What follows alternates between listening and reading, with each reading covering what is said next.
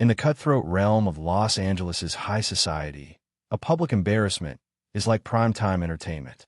Victor Langford believed he had delivered the knockout blow to his former spouse, Sophia Reed. He possessed the fortune, the influence, and the stunning young fiancée. He assumed he had stripped Sophia of everything. But what unfolds when the lady you attempted to obliterate refuses to weep? What if she merely grins, pivots away, and ascends the stairs of a luxury aircraft that dwarfs your own in grandeur? This tale explores how the most subdued departure can echo as the most resounding declaration. Stay tuned. The retribution is only beginning. The atmosphere in the Bonhams auction hall on Wilshire Boulevard was dense with the aroma of inherited riches and fresh aspirations. It was an oppressive mixture that Sophia Reed had previously considered exhilarating. Now, it simply reeked of deterioration. She occupied a seat by herself in the 8th row, an apparition in a modest yet refined emerald green gown, standing out against the flashy socialites fluttering nearby. Her attendance was a subtle act of defiance. For 6 years, she had been Mrs. Victor Langford, a title that unlocked every gateway in this metropolis. Now, she was simply Sophia Reed again, and the sole portal she cared about was the one labeled departure. On the opposite side of the venue, Victor was commanding attention. He was not merely there. He was putting on a show. His tone, a resonant bass that she had once deemed soothing, now irritated her senses. He was accompanied by his fresh fiancée, Gabriella Moretti, a lady who appeared chiseled from ivory and adorned with gems. Gabriella was 25, 11 years junior to Sophia, possessing the sort of natural allure that commanded notice. On her digit, a gemstone as large as a tiny robin's egg captured the illumination, casting forth piercing rays of brilliance. Victor ensured it was visible to all. His palm rested guarding and owning on Gabriella's, rotating it hither and thither as he welcomed associates. He excelled at the understated brag, the nonchalant exhibition of immense prosperity. Sophia concentrated on the brochure in her grasp. Item 42, an assortment of scarce handwritten correspondences from Edith Wharton to Henry James. They were personal, unfiltered, and exquisite, a dialogue spanning eras between two exceptional minds. They had represented her ultimate pursuit for ages. Throughout their union, Victor had ridiculed her antiquated documents, opting instead for artwork that proclaimed its worth boldly from the surface. He failed to grasp the subtle excitement of cradling heritage in one's palms. The offers for the correspondences commenced. Sophia's pulse raced against her chest. This had nothing to do with Victor. This was for her own sake. She lifted her bitter sign. The figures escalated rapidly and intensely. It was a contest between her and a gentleman in the foremost row sporting a neatly combed queue. At last, the queue gentleman declined. The bid caller's attention shifted to Sophia. Awarded, he was on the verge of declaring when a fresh voice, bold and distinct from the rear of the space, sliced through the suspense. 250,000. All gazes pivoted. It was Victor. He had not even been observing. He stared straight at Sophia, a vicious, victorious grin curling his mouth. Gabriella chuckled, a ringing, contrived noise. Sophia's veins turned icy. He was engaging in this solely to torment her. He understood the significance of these correspondences to her. It was a dominance maneuver, an open degradation. She inhaled deeply, aligned her posture, and elevated her sign once more. 275,000. Victor chortled, a brief, piercing yelp. 350,000. The chamber fell hushed. Every facade of courteous dialogue vanished. It had transformed into an audience diversion. The former spouse against the defender of the novel fiancé. Sophia's reserves could manage this, though it would strain her finances. This transcended the correspondences. It concerned establishing a boundary. For 100,000, she uttered, her speech revealing a minor quiver. Victor's grin broadened. He omitted vocalizing the amount. He simply inclined his head toward the bid caller. The bid caller, a fellow called Edward Hargrove, who had acquainted with both for years, appeared uneasy. 450,000 to Mr. Langford. Sophia regarded Victor. He resembled a hunter, amusing himself with his quarry. He relished this. He desired to witness her shatter. He yearned for her to withdraw in defeat. Yet as she locked eyes with him, she experienced no defeat. She sensed an odd feeling of emancipation. He could possess the correspondences. He could claim the triumph. He was acquiring sheets of parchment. She was procuring her independence. She offered a tiny, nearly undetectable negation to the bid caller. Awarded. Hargrove's mallet descended with a crisp snap that mirrored the severance of the ultimate unseen tether binding her to Victor Langford. To Mr. Victor Langford. A courteous, sporadic ovation erupted. Victor inclined and embraced Gabriella in a prolonged, staged smooch for the observer's sake. Sophia rose. She avoided glancing at them. She rotated and departed the auction venue, her spine erect, her chin elevated.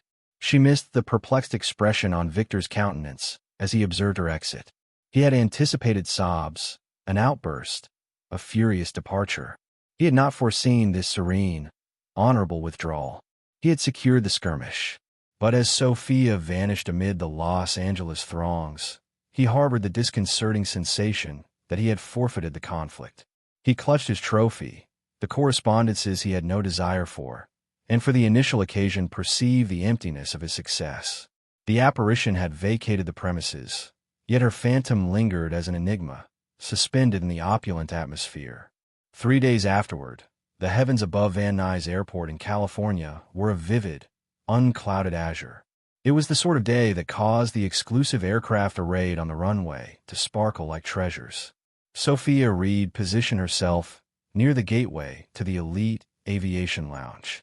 A solitary, seasoned canvas duffel at her ankles. She was attired for journeying in an uncomplicated ivory wool pullover and charcoal slacks. She was traveling to Paris for a literature exposition, an excursion she had organized months prior, a commemoration of her fresh, liberated existence. A sleek black Bentley Continental glided to a halt nearby. The chauffeur, a gentleman in a pristine attire, rushed to unlatch the back traveler portal. Emerging was Victor Langford, trailed by Gabriella, enveloped in a mink mantle that was completely unsuitable for the temperate fall afternoon. Victor's vision surveyed the vicinity and settled on Sophia. He simulated astonishment, inadequately performed charade that bordered on offensive. Sophia, what an unexpected encounter. He thundered, advancing toward her. Gabriella, attached to his limb. Victor, Sophia stated, her inflection level and impartial. She lacked the vigor for his antics that day. Heading off someplace? He inquired, his sight darting to her lone duffel. A tacit critique of her humble baggage contrasted with a heap of Gucci valises being offloaded from his Bentley. Paris, she responded concisely. Ah, Paris commerce. I presume, still dabbling with those musty ancient tomes. He motioned ambiguously, a belittling flourish of his palm. Prior to Sophia's reply, he drew Gabriella ahead. Sweetheart, you recall my previous spouse, Sophia? Sophia, this is my betrothed, Gabriella Moretti. Naturally, Gabriella remarked, her tone oozing fabricated amiability. She proffered her left palm, not for a clasp, but to exhibit the jewel. The gemstone, an impeccable princess-cut monstrosity, was unavoidable. It was an armament crafted to dazzle and daunt. Victor has shared so much regarding you. I'm certain he has, Sophia commented, her gaze encountering Gabriella's. She ignored the jewel. This intentional disregard was a minor gesture of resistance, yet it belonged to her. Victor, irritated that his ace was being overlooked, persisted. We're bound for the Bahamas for several weeks. A brief premarital escape. You comprehend the strain. Organizing the nuptials of the decade extracts its cost. He exhaled dramatically, a stage portrayal of the encumbrances of the supremely affluent. Our aircraft is merely being readied. He indicated a sizable yet somewhat outdated Challenger 850. Your traveling commercial, I gather, must be challenging. The disdain was so dense, Sophia could have suffocated on it. She reflected on the years she had tolerated this, the perpetual understated insults, the mental combat intended to render her insignificant, insufficient. She had ingested it all, permitting it to erode her self-perception. But no longer. Something akin to that, she articulated, a subtle, mysterious grin gracing her lips. At that instant, a faint drone escalated into a mighty thunder. An airplane, extraordinarily streamlined and advanced, was maneuvering toward their facility. It was a Falcon 10X, the newest and most expansive custom-designed private plane globally. Its ivory hull glistened in the daylight. Its wing extremities curved rearward like a raptor. It rendered Victor's Challenger appear antiquated. The plane halted elegantly right before them. The hatch unfolded, and a ladder lowered with a noiseless mechanical whisper. A cabin steward in a crisp-fitted outfit materialized at the summit of the steps. "Ms. Reed, we're prepared for you." Sophia retrieved her duffel.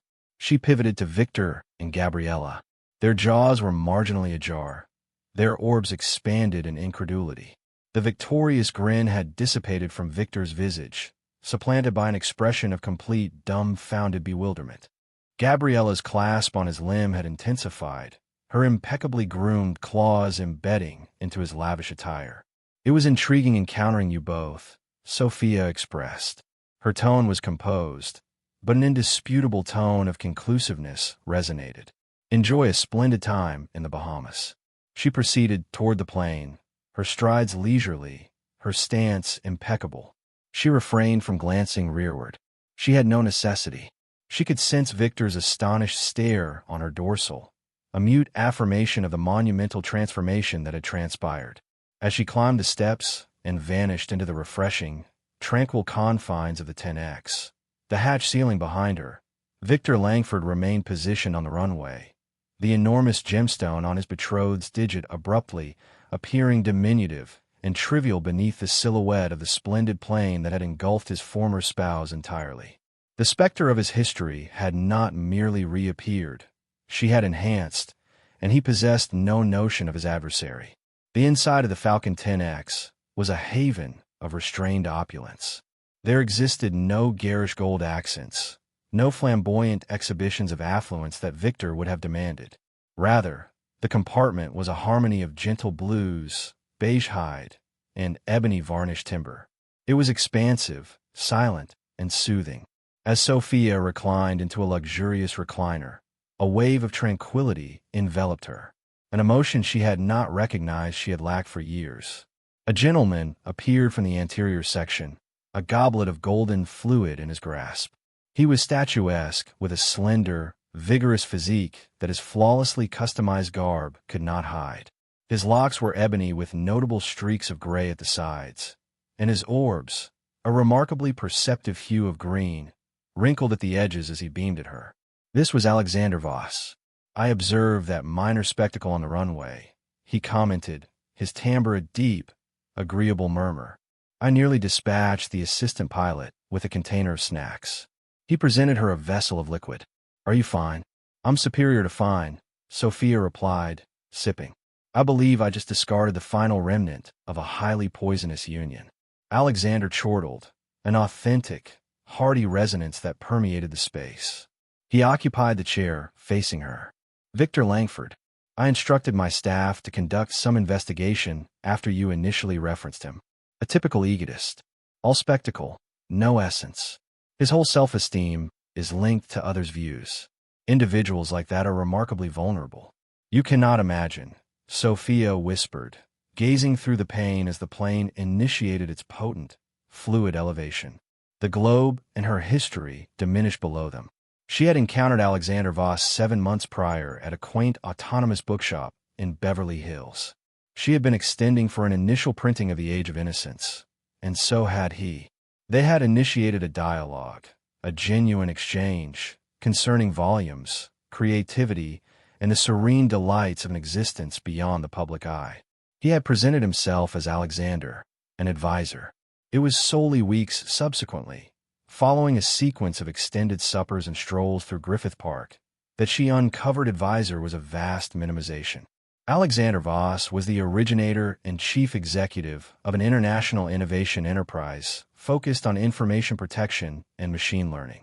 He was a multi-billionaire, yet he bore his prosperity like a familiar, comfortably aged garment, not a shield like Victor.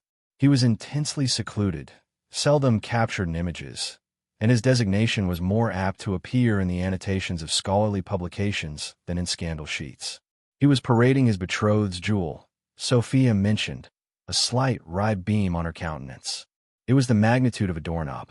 "And you," Alexander remarked, his green orb sparkling, responded with a 10x. "A quite potent endgame," I considered. "It was not my purpose," she stated, although she could not refute the minor, mischievous excitement she had experienced. "But I will not feign it was not gratifying." "Excellent," Alexander expressed. "You have expended too much time minimizing yourself to inflate a petty man's ego. That segment is concluded." He extended across the surface and clasped her palm. His contact was heated, solid, and comforting. "How are the Edith Wharton correspondences?"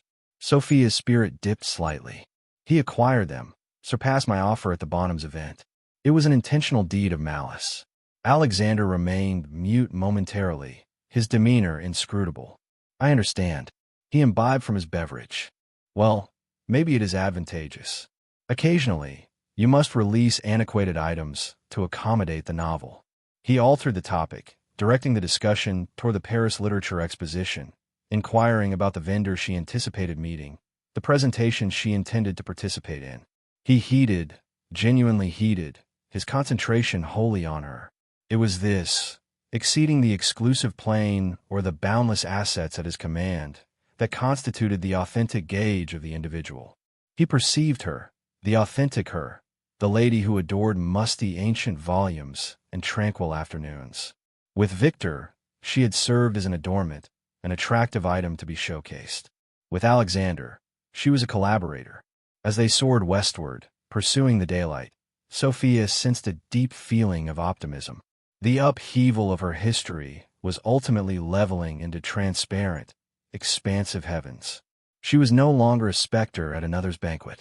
She was the distinguished invitee at her own. She reclined her cranium against the plush hide, the drone of the robust motors a cradle song of her fresh existence. And for the initial occasion in an extended period, she felt entirely and completely secure. The gentleman in the plane was not merely her multi-billionaire companion. He was her refuge, the serene, stable mooring in the tempest she had recently evaded. And jointly, they were soaring toward a tomorrow she was ultimately enthusiastic to welcome. Victor Langford positioned himself on the runway at Van Nuys. Long subsequent to the Falcon 10X, had diminished to a metallic in the immense azure firmament.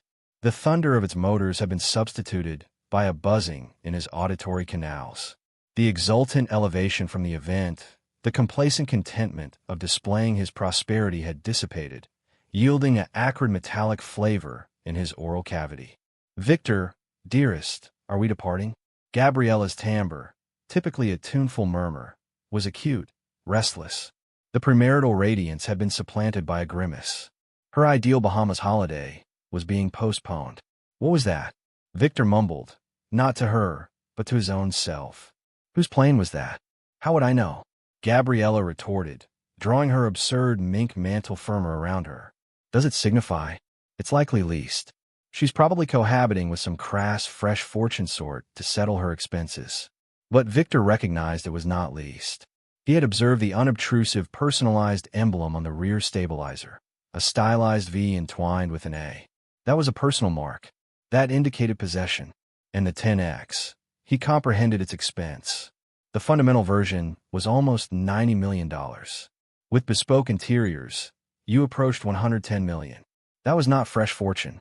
That was an alternate realm of prosperity, a tier that rendered his own substantial wealth seem commonplace. The journey to the Bahamas was strained. Victor was reticent, gazing through the aperture, reliving the episode at the aerodrome repeatedly in his intellect. Sophia's composure, her mysterious grin, her absolute absence of fear. It resembled she was an altered individual. The tranquil, compliant lady he had separated from, the lady he had so effortlessly vanquished at the event, was absent. In her stead was this poised, assured outsider who embarked on $100 million planes as if summoning a cab. As soon as they touched down and registered at their seaside mansion at the Ocean Club, Victor was contacting via device. He summoned his investigator, a retired LAPD officer named Tony Rizzo. "Tony, I require you to uncover something for me," Victor stated, traversing the granite surfaces of the mansion. "A Falcon 10X registration identifier." I did not obtain it, but it bore a personalized emblem on the rear, an A and a V entwined. A 10X. That's a massive craft, Victor. Not numerous of those existent. Tony inquired, "What's this concerning?" "My former spouse was aborted." Victor articulated the terms tasting like cinders. "Sophia, I believe she was, well, you comprehend." "Yes, well, evidently not," Victor grumbled. "Discover who possesses it, and discover who she was accompanying." "I desire a designation, T. I desire to know all." The anticipation was torturous. Victor attempted to enact the role of the attentive betrothed, escorting Gabriella to luxury shops in Nassau and to supper at Greycliff, but his spirit was absent. His thoughts were distant, devoured by the enigma of Sophia and her fresh existence. Gabriella, detecting his diversion, became progressively sulky. "Victor, are you even attending to me?" She grumbled over a dish of extravagantly priced conch. "I was discussing the arrangement for the nuptials. We cannot position my mother adjacent to your cousin Elaine, not following the occurrence at the betrothal gathering." "Fine, whatever you desire, Gabriella," he expressed, gesturing his palm dismissively as he examined his device for the 11th occasion that hour. The communication from T arrived 2 days subsequently. Victor was reclining by the endless basin, a mixed drink perspiring in his grasp. "I possess a designation for you, Victor," T stated, his tone somber, "but you will not appreciate it." "Merely inform me," Victor snapped. "The plane is listed to a facade enterprise, but the actual proprietor is a gentleman named Alexander Voss." The designation signified nothing to Victor. Alexander Voss. Who the devil is Alexander Voss? He's the originator and chief executive of a firm called Nexus Tech. They're an international technology organization. Information safeguarding, machine intelligence, official agreements. He's extremely reclusive. Nearly a phantom. No online presence, scant public images. But he's substantial. Substantial. What does that imply? How much is he valued? This was the standard Victor grasped. This was the dialect of his realm. There was a hesitation on the opposite end. "Victor, this individual is not in your category. He's not even participating in the identical activity. We're discussing a net value approximated to exceed $40 billion with AB." The mixed drink vessel slid from Victor's grasp and fragmented on the tile terrace. 40 billion. The figure was so immense it was nearly unfathomable. It was a sum that converted his own $300 million net value into loose change. It was the type of prosperity that did not merely purchase planes. It acquired sway, authority, discretion. It was the type of prosperity that could cause a man like Victor Langford to vanish without evidence. "Are you certain?" Victor murmured, his pharynx abruptly arid. "I'm certain," T stated. "And there's additional. I examined Voss's recent endeavors. He's a primary benefactor, but he performs it all namelessly. A few months prior, one of his organizations executed a notable procurement in the domain of uncommon volumes and scripts. A frigid terror enveloped Victor. What? What procurement? He acquired the complete repositories of the Scribner's Publishing, the printing house established by Edith and Charles Scribner. The whole assortment, correspondences, scripts, initial printings, all. It was a confidential transaction, very discreet. The vendor was a minor, faltering college publisher in France. Victor collapsed into a recliner, his mind whirling. The correspondences, the Edith Wharton correspondences he had procured at Bonham's to degrade Sophia. They were insignificant compared to what this individual, this Alexander Voss, had bestowed upon her. Victor had purchased her fragment. Voss had purchased her the entire repository. The musty ancient documents Victor had derided were now the basis of a compilation overseen by one of the globe's wealthiest individuals. Sophia had not forfeited at the event. She had merely permitted him to secure a trivial clash while she advanced towards seizing a dominion. He regarded Gabriella, who was capturing self-portraits by the basin, pursing her lips at her device's lens. He regarded the gemstone on her digit, the jewel he had been so arrogant about. It abruptly appeared inexpensive, vulgar, a frantic appeal for notice. His realm, so meticulously erected on a basis of apparent dominance, was commencing to fracture. And in those fractures, a horrifying fresh actuality was establishing itself.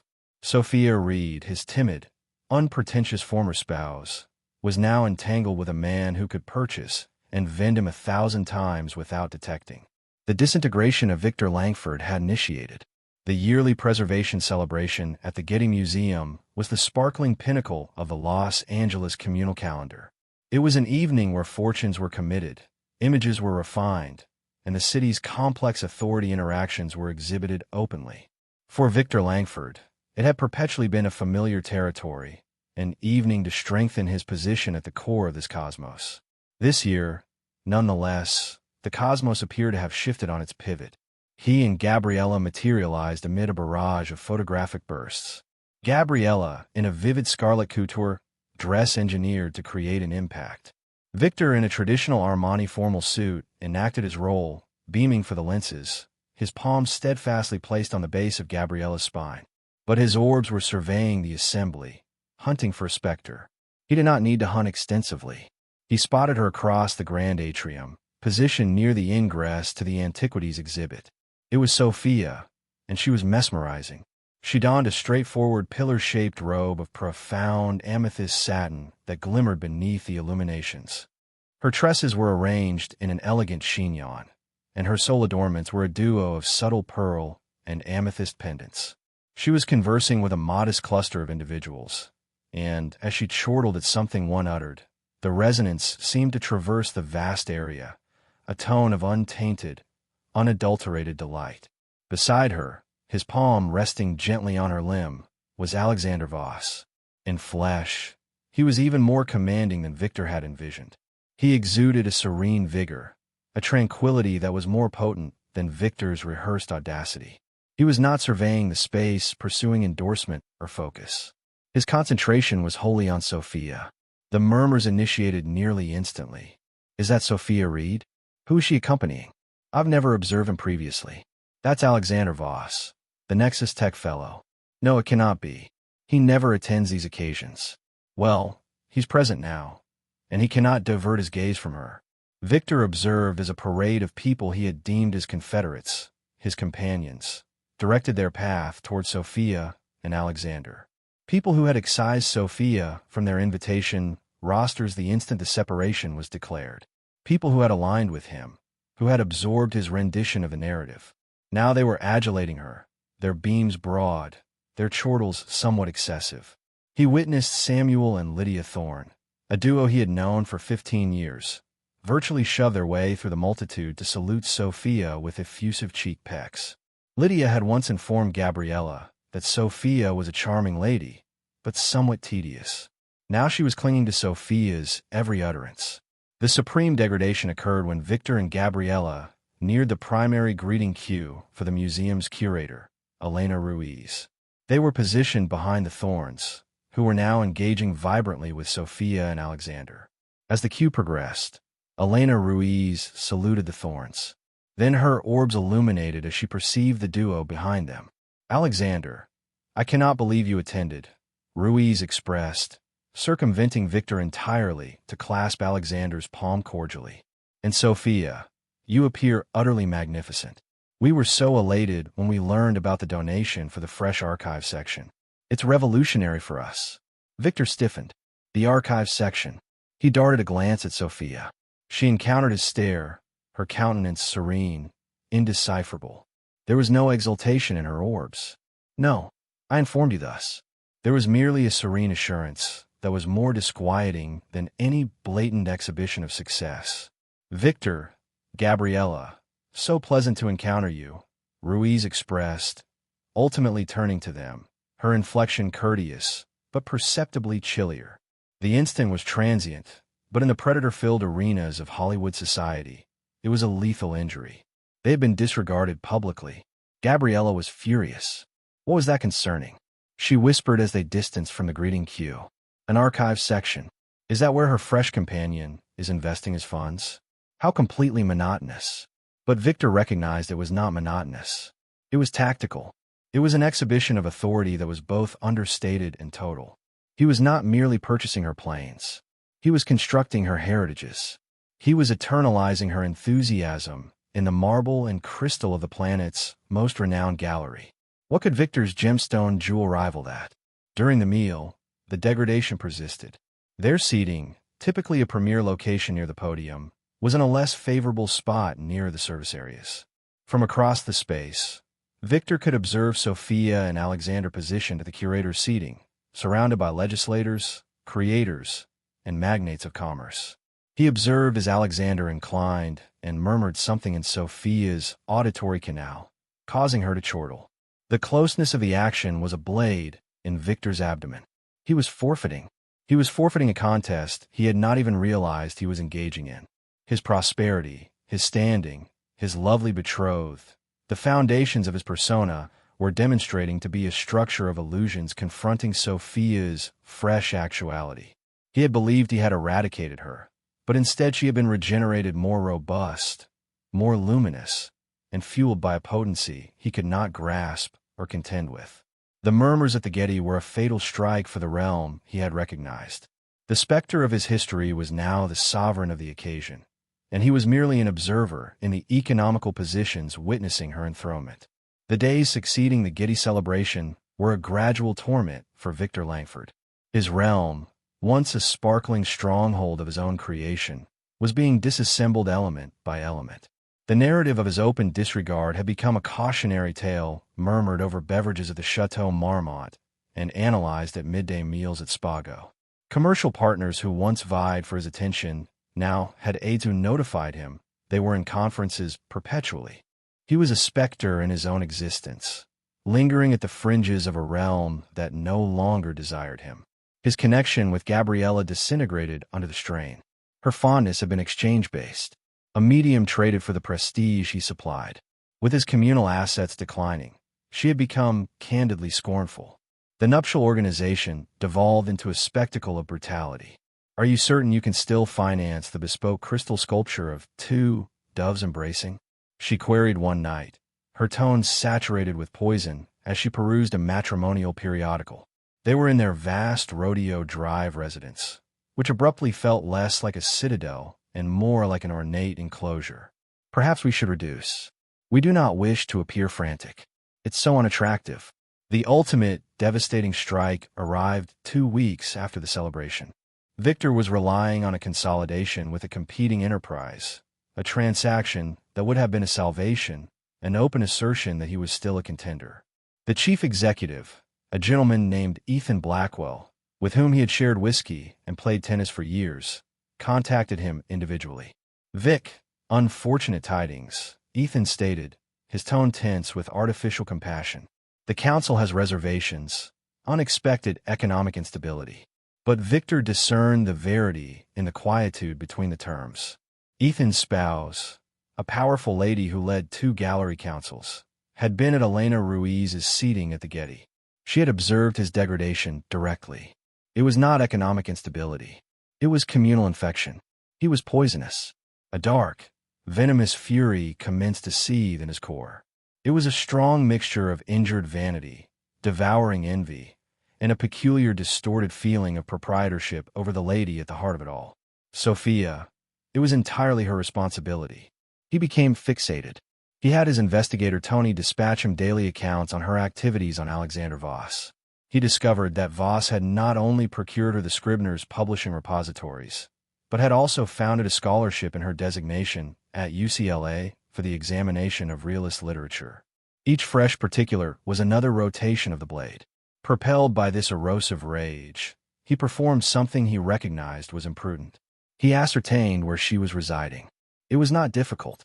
The whole metropolis was abuzz about the multi-level rooftop suite Alexander Voss had lately acquired at the Wilshire Corridor, the so-called tycoon's fortress. He proceeded there on a Wednesday midday, a man on a quest of self-ruin. In the limousine journey uptown, he practiced his oration, a rant of charges and fault. When he marched into the granite-adorned entrance hall, a locale of subdued, daunting prosperity. The porter, a gentleman he would have once gratified with $200 without consideration, viewed him with cool apathy. "I'm here to encounter Sophia Reed," Victor declared, his tone somewhat excessive. "Is she anticipating you?" "Sir?"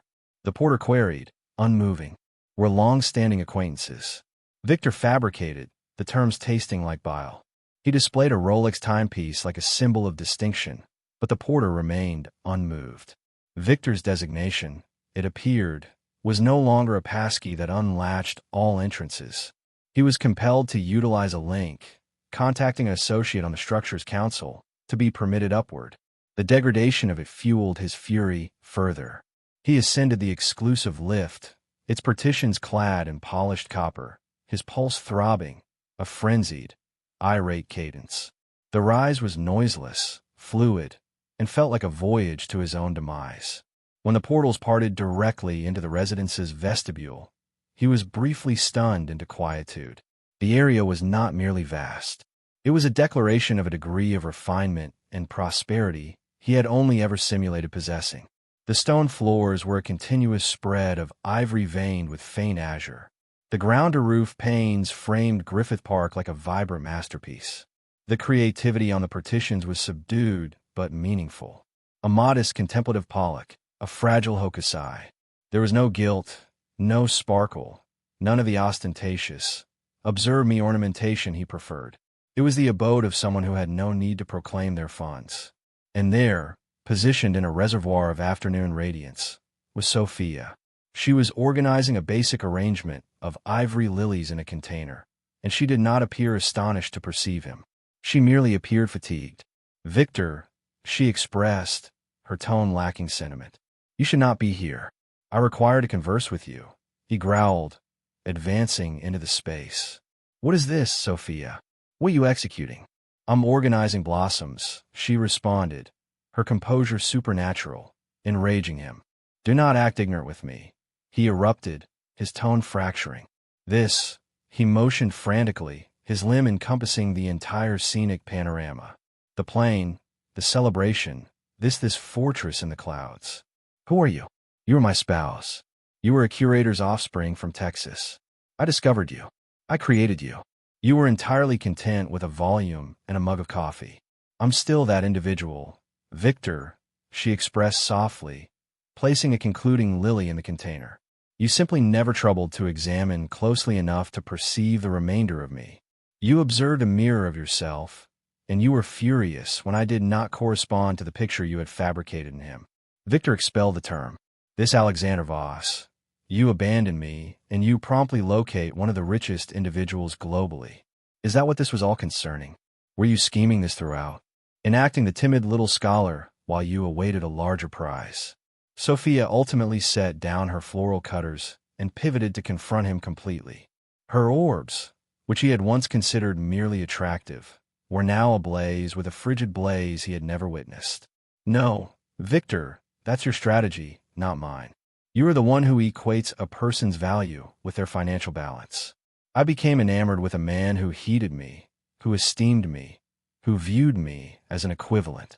His prosperity is secondary. It's his integrity that I adore." "Integrity?" Victor chortled, a severe, repulsive resonance. "You think he possesses integrity? Men like that do not attain their position by being pleasant fellows. They're predators, Sophia, just like me." "You are mistaken," she expressed, her tone descending to a near murmur that was more chilling than a yell. "He's nothing resembling you." She advanced a step nearer, and for the initial occasion, Victor felt a glimmer of genuine dread. "And regarding integrity, I think it's time we had a truthful discussion about yours." She proceeded to a streamlined, simple workstation and retrieved a slender hidebound dossier. "Alexander's associates, as you would term them, are very meticulous. When he became enamored with me, he grew worried about you, not as a competitor, but as a peril. So, they conducted some exploration into our union, into our finances." She unlatched the dossier. "Do you recall the Langford Ventures portfolio, the confidential investment portfolio you initiated during our final year jointly? The one you informed me was too intricate for me to comprehend." Victor's veins turned frigid. "That's none of your concern. It became my concern when you falsified my endorsement on the formation papers, rendering me a responsible associate without my awareness," Sophia expressed, her tone like frost. "It became my concern when you utilized it as a facade to unlawfully conceal marital properties from our separation agreement. And it became my concern, Victor, when you employed it to perpetrate insider dealings based on secret data. You extracted from my mother's dearest companion at the FTC, a cherished lady. You knew I trusted without question. She glided a record across the refined exterior of the workstation. It was a duplicate of an electronic transfer from the Langford Ventures portfolio to an international account dated 3 days prior to a significant business purchase was disclosed. An exchange Victor had believed was interred under strata of corporate deception. This is a duplicate, she expressed, her tone stable and distinct. The originals, along with a verified declaration from your previous bookkeeper, a gentleman you dismissed without compensation last year who was more than eager to converse, are with the FTC. They are very intrigued by your intricate portfolio. The consolidation you were so enthusiastic about did not collapse due to economic instability. It collapsed because Ethan Blackwell was provided an amicable nameless caution that he was about to consolidate with a man under active national scrutiny. Victor gazed at the document, his realm imploding upon itself. The audacity, the fury, the envy, it all ebbed away, supplanted by a frigid, nauseating terror. He had been so concentrated on Sophia's fresh existence on the man she accompanied that he had never contemplated that they might be observing back at him with a high magnification lens. He had perceived her as a specter to be pursued, not a force to be contended with. "Why?" he murmured, his tone fracturing, the resonance pitiful even to his own auditory canals. "Why are you executing this?" Sophia regarded him, not with animosity, but with a sort of deep, sorrowful finality. "You could have simply permitted me to depart, Victor. You could have claimed your insignificant success at the event and your fresh existence, and merely departed, but you could not. Your vanity would not permit it. You had to attempt and pulverize me one final occasion. You had to demonstrate you were the victor. Well, felicitations. You have succeeded. You have succeeded in FTC scrutiny, the termination of your betrothal, and the total and absolute annihilation of the image you labored so diligently to construct." She proceeded past him toward the pane, surveying the park, pivoting her dorsal on him for the ultimate occasion. "The porter will escort you out. Farewell, Victor." He positioned there for an extended instant, a effigy in the debris of his own existence, before pivoting and proceeding toward the lift. A vanquished man, ultimately truly comprehending the significance of the term defeat. He had not merely forfeited his spouse, he had forfeited himself in the process. The encounter was concluded, and there was no uncertainty who had emerged the conqueror. The Caribbean sunlight was a heated, fluid aureate covering on Sophia's epidermis. She was reclining on a lavish chaise on the platform of the Tranquilitas, Alexander's splendid 250-foot motor yacht, as it carved a noiseless, elegant route through the cerulean waters of the Caribbean Sea. The designation, she had learned, was the Latin philosophical expression for a condition of peaceful serenity, of being unperturbed by life's disorder. It was an ideal depiction of her existence now. It had been 7 months since the encounter in the rooftop suite, 7 months since Victor had departed her existence and into the ruins of his own. The consequences had been rapid and severe, an open display that Sophia had observed from serene remoteness. The FTC scrutiny had become headline information, with the Financial Times publishing a sequence of pieces outlining the Langford Ventures portfolio controversy. They depicted a condemning image of a man devoured by avarice and conceit. Gabriella, in a maneuver of astonishingly foreseeable self-protection, had abandoned the descending vessel. Her representative released a declaration saturated with simulated honesty, declaring the conclusion of the betrothal due to incompatible variances in individual morals. The declaration continued to detail Gabriella's recent dedication to benevolent initiatives that endorse openness and feminine strengthening. The last Sophia had heard, Gabriella was being imaged on the limb of a lesser Asian aristocrat with a historic designation and infamously vacant coffers. She had exchanged one form of medium for another. Victor, deprived of his enterprise, his betrothed, and his image, had been compelled to vend his properties at distressed prices to cover his judicial costs and penalties. The Challenger plane, the Bentley, the Rodeo Drive residence, all were absent, sold off to compensate for his arrogance. He had withdrawn from communal existence, a shamed annotation in the records of Los Angeles society. Sophia experienced no delight in his decline, only a serene, melancholic feeling of inevitability.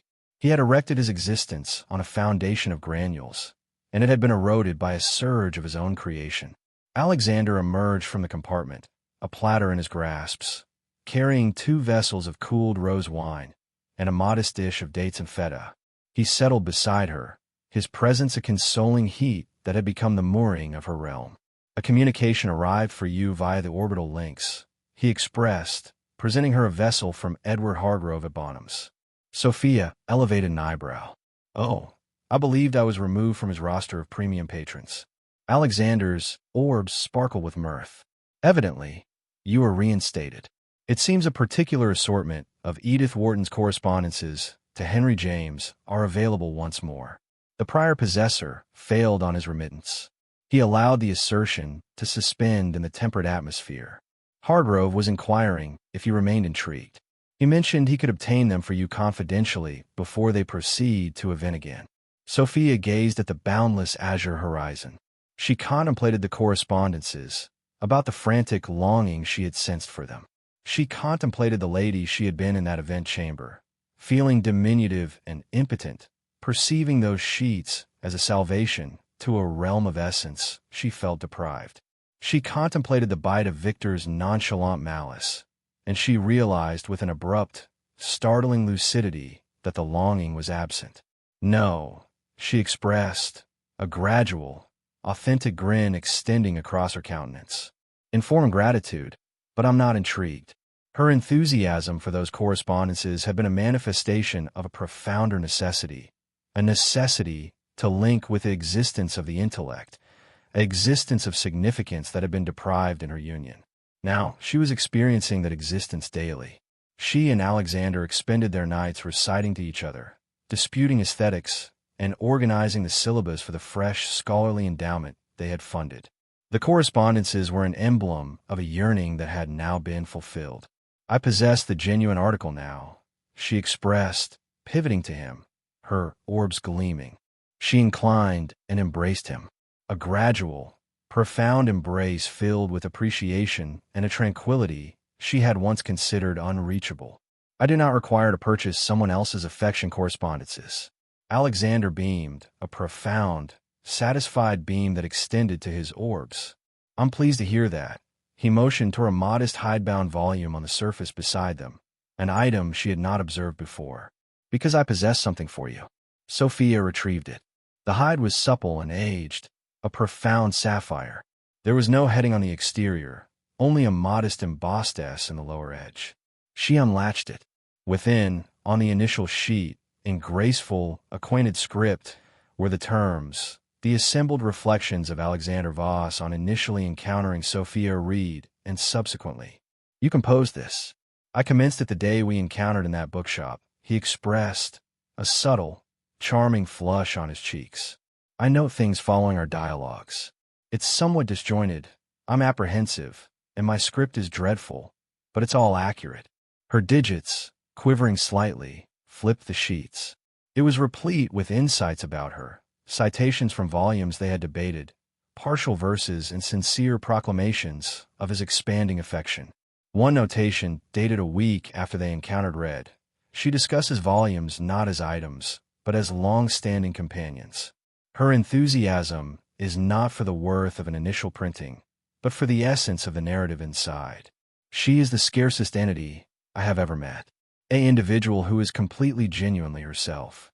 It was more personal, more valuable than any assortment of renowned correspondences could ever be.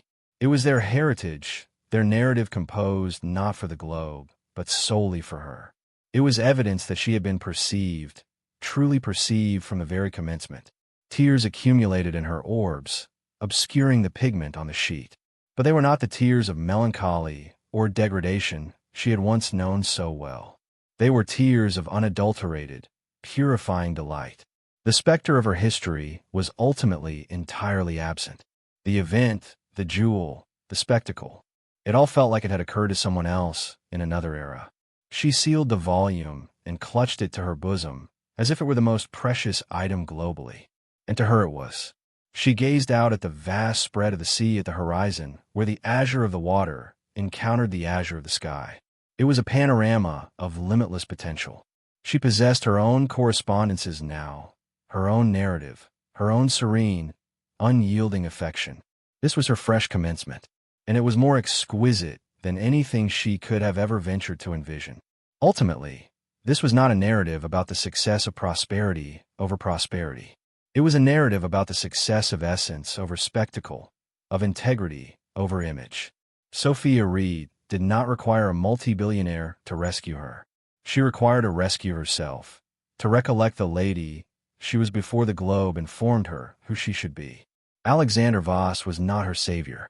He was the collaborator she merited, a man who esteemed her intellect more than her appearance, her enthusiasm more than her lineage. Victor Langford's dominion crumbled because it was erected on vanity and deception. Sophia's fresh existence is thriving because it's erected on the foundation of genuineness, esteem, and an affection that is as profound and as authentic as the sea. What did you think of Sophia's ultimate retribution? Let us know in the comments below. If you adore stories of dramatic reversals and ultimate justification, make sure to hit that like button. Share this video with someone who needs a reminder of their own value, and subscribe for more tales of affection, forfeiture, and delightful justice.